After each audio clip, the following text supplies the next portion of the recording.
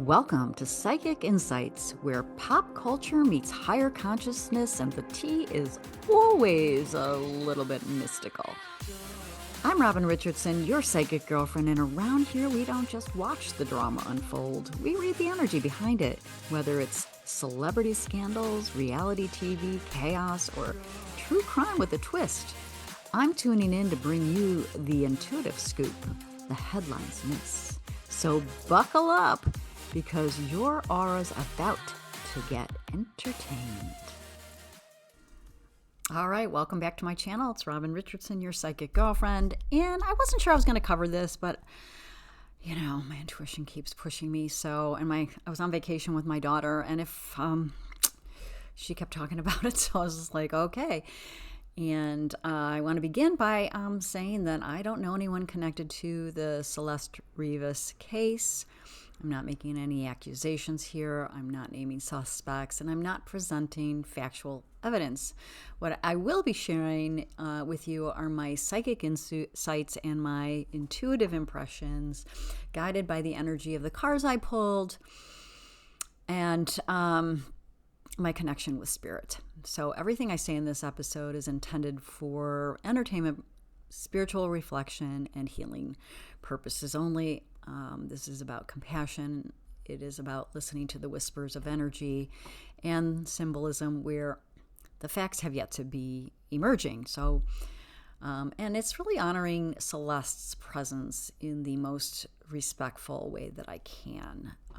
So what we know and what we don't know. Here's what we do know. Celeste was found under very mysterious circumstances.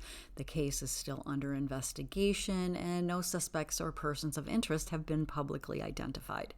There is no confirmed cause or manner of death at this time, and we don't know. And what we don't know is significant, like who she was with, what events led up to her final moments, and why her life ended so tragically young. And that space of the unknown is where intuition, symbolism, and psychic listening can sometimes bring in clarity or at least resonance. So I want to walk through the cards that I pulled one by one because each of them brings a layer of the story. And the first one I pulled was mice. And this card is really about stress. Loss, something being drained and slowly. And it tells me that Celeste may have been feeling nervous, anxious, uneasy, or like her sense of safety was being chipped away over time. And then we have the mountain. And this is obstacles, intimidation, feeling blocked or pressured. It suggests she may have been in a situation where she felt trapped or like there was no easy way out. And now I have Rider and Fox. And these two together, these feel like a message or an invitation or a meeting that wasn't as it appeared to be. Someone might have come forward with charm and friendliness and maybe even with promises, but the energy underneath is deceitful. And then we have the bear. And the bear is about power, influence, dominance. Sometimes it shows up as a protector, but in this reading, especially paired with the fox and my other card, whip, it feels more like control and intimidation or someone leveraging strength against her. And then we have the bouquet, which is interesting. This is like the mask of sweetness, the gift, the compliment, the pleasant gesture. It makes me think she was drawn in by kindness at first. There may have been a sense of safety, affection, generosity that later shifted. And the whip, arguments, tension, conflict. I feel like words were spoken, harsh words, threats, or even pressure. And this energy feels like Celeste may have been verbally pushed or cornered before things escalated physically. Now, the scythe. The scythe is sudden, sharp, irreversible. It's the card of something that ends quickly and dramatically. And this points to the moment of crisis where everything shifted in an instant. Now, I have the path, and the path is a crossroads, a decision. And I sense Celeste was at a point where she had to choose. Do I go along or do I resist? Do I meet? Do I walk away? And that choice feels pivotal. And the woman in this reading card, this card I pulled, woman, feels like it's her. It's Celeste herself and her energy present, her voice wanting to be heard. Snake is deception, betrayal, manipulation. And the snake is someone not showing their true face, someone using charm or secrecy for selfish ends. It's the card that screams hidden danger. And then we have birds.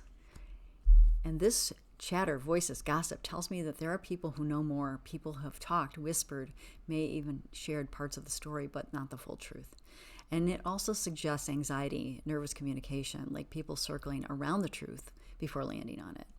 And when I pull all these pieces together and tune into Celeste's energy, here is the story that emerges. Celeste may have been drawn in by someone she knew, someone she trusted, or at least someone who appeared kind, generous, and safe at first.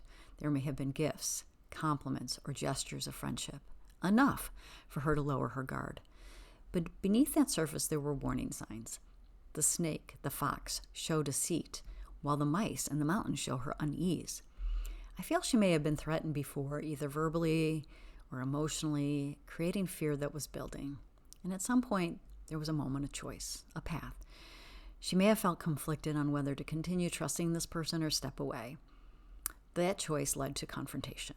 And the whip suggests arguments or pressure, and then, suddenly, the scythe, something sharp, a final act.